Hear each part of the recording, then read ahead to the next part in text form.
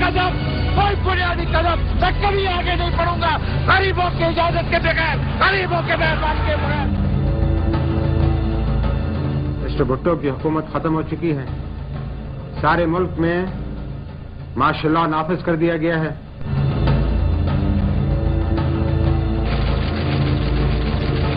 4 और 5 जुलाई 1977 की दरमियानी शब फौजी क़यादत ने जमहूरियत की बसात लपेट दी।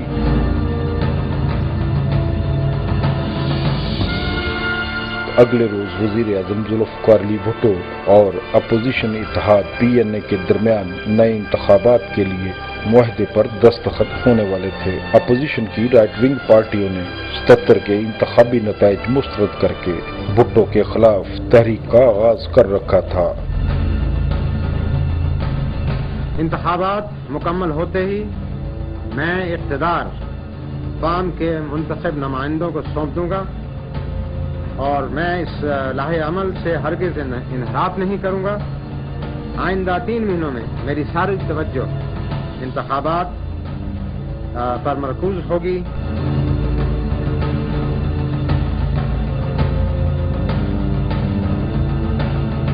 बदतरीन मार्शल लॉ नाफिज करने वाले आर्मी चीफ जनरल ज़ियाउल हक ने भुट्टो को गिरफ्तार करके उन्हें एक मुतनाज़े मुकदमे कत्ल में मुलव्वस किया और बिलाखिर उस भुट्टो को तख्ते-ए-दार पर लटका दिया गया, जिसने साम्राज्यत को ललकारते हुए इस्लामी मुमालिक का तलाक बनाने की जिदोजहद शुरू कर रखी थी। शाम, इराक, लेबनान, मोरक्को, मराकश, अल्जीर सब मुसलमानों के साथ अच्छे ताल्लुकात चाहते हैं। ऐ खुदाया, मैं कैसे अवाम का फैसला मैं कर सकता हूँ?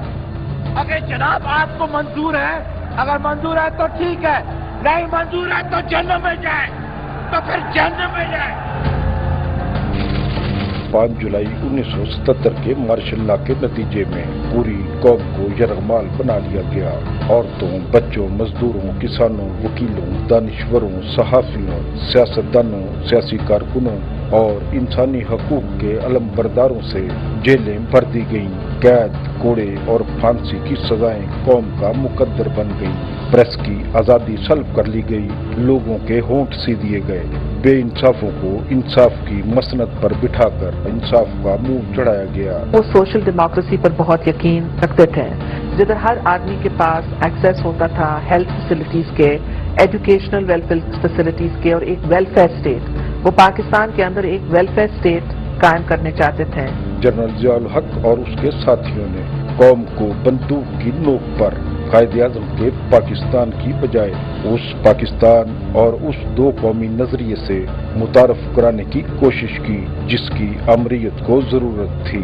5 जुलाई 1977 को नमूदार होने वाली काली रात का जादू तो 11 साल बाद टूट गया, लेकिन उस मनहूस रात की स्याही अभी बाकी है।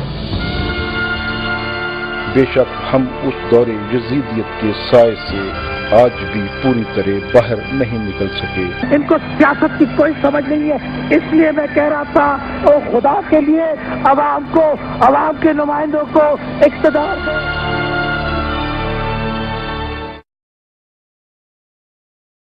बिस्मिल्लाहिर्रहमानिर्रहीम। जैसे कि आज अब सबको पता है, यौम स्याह है, जो कि इस वक्त पूरे पाकिस्तान में बड़े भरपूर तरीके से मनाया जाता है। ये आज का यौम स्याह जो है, ये याद दिलाता है 1977 से पहले एक बेहतरीन निज़ाम चल रहा था, जो उस वक्त के अपोजिशन के किए और उसके बाद मुज़ाकरात जुल्फ़िकार अली भुट्टो से होते रहे। आखिरकार मामला जो है वो जुल्फ़िकार अली भुट्टो के साथ तय पा गए। फिर उसके बाद जनरल ज़िया ने 1977 में एक आईनी हुकूमत तोड़ के और मार्शल लॉ लगा दिया, और उसके बाद जो है मार्शल लॉ जब से लगा 11 साल तमाम सियासी पार्टियों को एक अंधेरों में धकेल दिया गया, और उसके बाद तमाम सियासी लोग जो है उनको भी अंधेरों में धकेल दिया, और ख़ास तौर पे पाकिस्तान पीपल पार्टी का नामो निशान ख़त्म करने की भरपूर कोशिश की गई।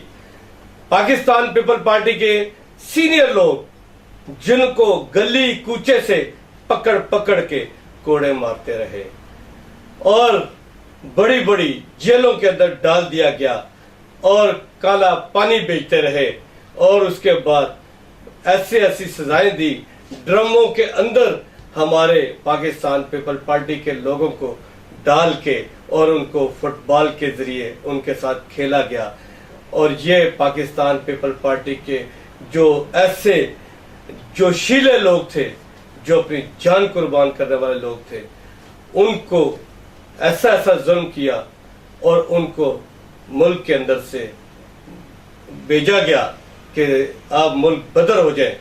लेकिन वो मुल्क बदर तो हो गए, लोगों ने अपने ऊपर तेल छिनक के आग भी लगा ली, जेलों में भी चले गए और उसके बाद कोड़े भी खाए, लेकिन पीपल पार्टी का नाम तो उसके अंदर से नहीं निकाल सका कोई भी। जब एक वक्त आया और इसी 11 साल में हमने ये 1977 से पहले ये चीजें नहीं देखी जाती थी, ना खुदकुश हमले देखे जाते थे, ना हमने कलाशनकोव का कभी नाम सुना था, ना मंशात का इतना ज्यादा नाम सुना था कभी, लेकिन ना फिरका वारियत की कोई ऐसी चीज नजर आती थी। पाकिस्तान के जो अवाम है, जो इन्होंने ख्वाब देखे थे जुल्फकार अली भट्टो की विजन की सूरत में, वो मट्टी में मिल गए सारे। हमारी बीबी बेनजीर भट्टो जबकि अवाम को इस वक्त इस तकलीफ और मुसीबतों से, इस मुल्क को सियासी बुरान से निकालने के लिए वो आई लियाकत बाग में, और इन जालिमों ने उसको भी शहीद कर दिया। आओ आज मेरे भाइयों अजीजों, मेरे साथ एक वादा करें, वो वादा वो करें, क्योंकि जुल्फकार अली भट्टो का जो झंडा था वो बेनजीर शहीद ने उठा लिया। उसके बाद आज बिलावल भट्टो जरदारी ने अपनी वालिदा मोहतरम का वो फलसफा, वो झंडा, वो खुशहाली का सफर, वो इस मुल्क को इन बुरान से निकालने के लिए आज मैदान में वो अमली तौर पे प्रैक्टिकल वो आ चुका है। आज भी हम एक दूसरे की तरफ मत देखें, आओ हम अपने अपने हिस्से का काम उसी तरीके से अवाम का समंदर ठाठे मारता हुआ आज भी हम बाहर निकलें और इस मुल्क की तकदीर को बदल डालें।